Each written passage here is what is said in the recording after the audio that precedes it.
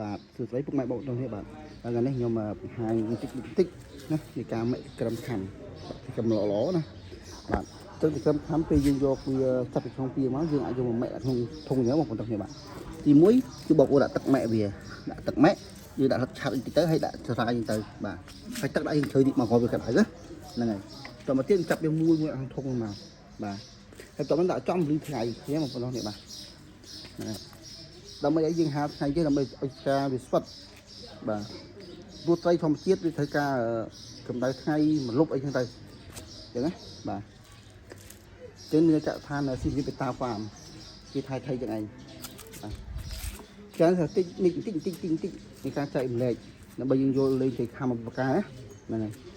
ត្រីគុណភាពត្រី 50% លើការថែ 50% បើទៅយើងបកាយប៉ុណ្ណាក៏ដោយយើងអត់ទេថែក៏វាទៅដែរចឹងណាហ្នឹងហើយទៅយកទៅបកែបើយើងចេះថែល្អតឹងចំល្អគឺយើងអាចឈ្នះគេដែរអញ្ចឹងណាបាទណែនេះទៅគាត់នេះគេធ្វើពពុះល្អមែនតើហើយដាក់ជើងមានទៅដាក់ចោលបងប្អូនយើងធ្វើមើលដែរណាតែក្តៅខ្លាំងពេកអីគ្របព្រោះត្រូវក្តៅហើយងាប់ឲ្យវាក្តៅមុំវាមិនអាចវារស់បានហ្នឹងហើយនេះចឹងគេចាប់មេប្រហែលប៉ុណ្នេះនេះត្រី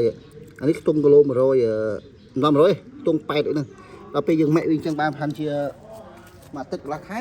វាឡើង100អញ្ចឹងយើងថែមចំថែមទៀតឡើង100តិចតួចមុំជុលបាទ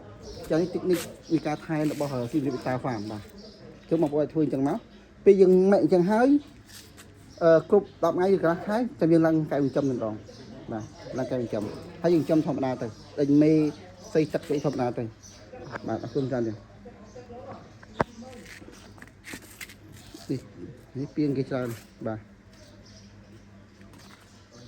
មកលើពួកខាំស្អីហ្នឹងបាទលោកខាំបាទ